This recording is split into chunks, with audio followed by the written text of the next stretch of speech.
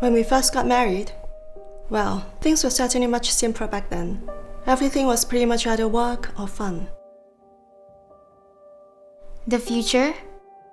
I don't think we really thought much about the future. We were just living from day to day. We were young with nothing much to worry about. But a couple of years later, we had the children. Then things changed.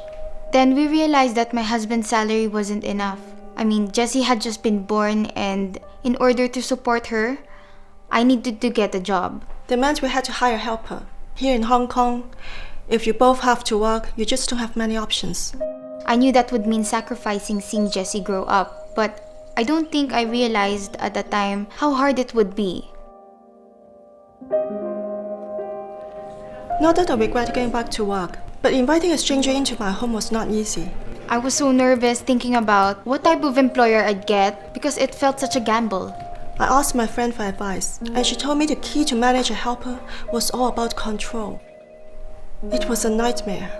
Working for long hours, canceling my day off at the last minute, being yelled at for the smallest mistakes. I couldn't get her to understand what I wanted, which meant I ended up trying to control her even more. As you can imagine, that didn't lead to a good situation for anyone. I wanted to leave, but I felt I couldn't, as I owed so much money to the agency and my family were relying on my salary. My first helper lasted only 7 months. I truly didn't want a repeat of that. I kept telling myself, there has to be a better way to handle all this. How complicated can it be? I'm sure if we just treat each other fairly and with respect, everyone will be happy. I decided to take a completely different approach, to treat my helper the way I like to be treated at work. It's worked out much better for me this time. I've been with Miss Ho's family for 5 years now. She's a fair boss. We have a good understanding. I see her as part of my team, so to get the best from her, I treat her with respect. Which made my workplace environment less stressful so I can get on with my job.